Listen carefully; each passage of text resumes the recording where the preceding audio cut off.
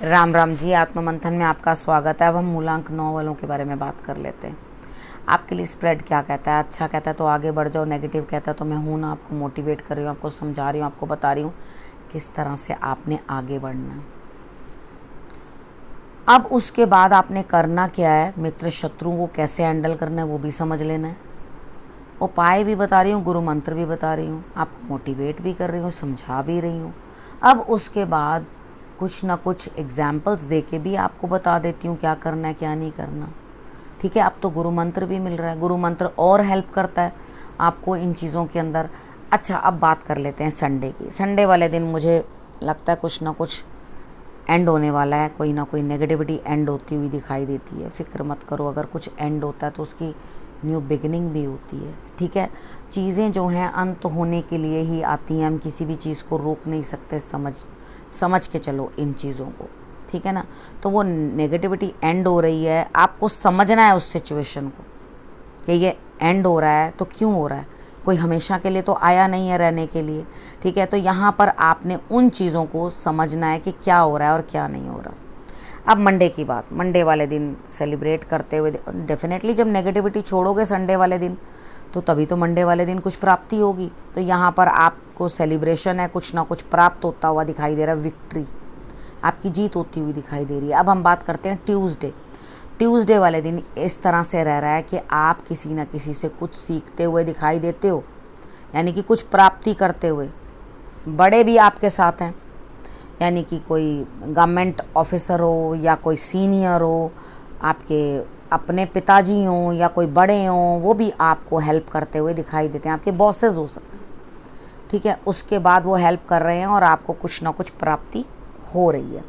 उसके बाद हम बात कर लेते हैं वेडनेसडे की। वेडनेसडे वाले दिन मुझे ऐसा लग रहा है कि आपको कोई ना कोई लेडी हेल्प करती हुई दिखाई देती है। वो आपको कुछ देगी, आपको कुछ प्राप्ति लेडी से होगी।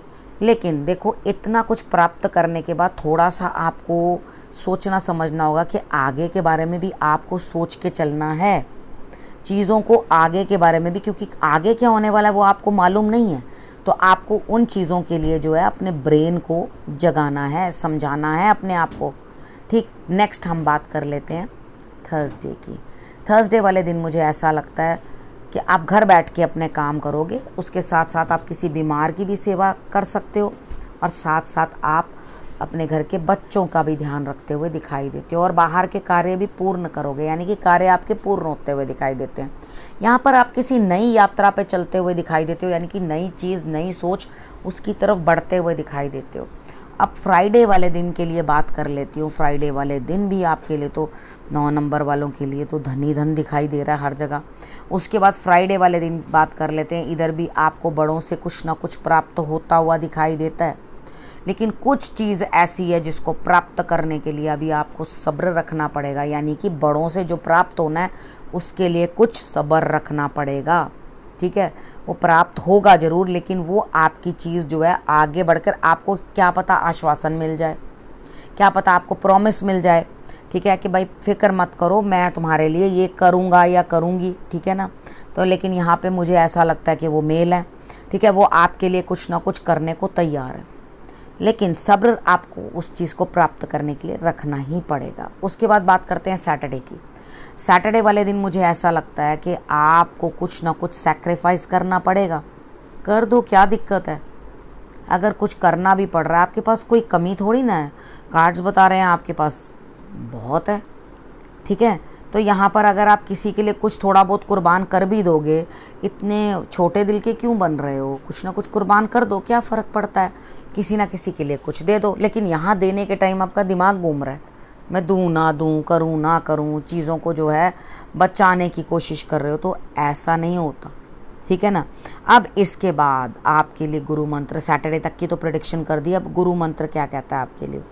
गुरु आपको ये बताना चाह रहे हैं कि भाई अपने आप को जो है ईश्वर को पूरी तरह से समर्पित कर दो, पूरी तरह से उन पे अपनी डोर छोड़ दो, वो आपके लिए बहुत बेहतर करेंगे।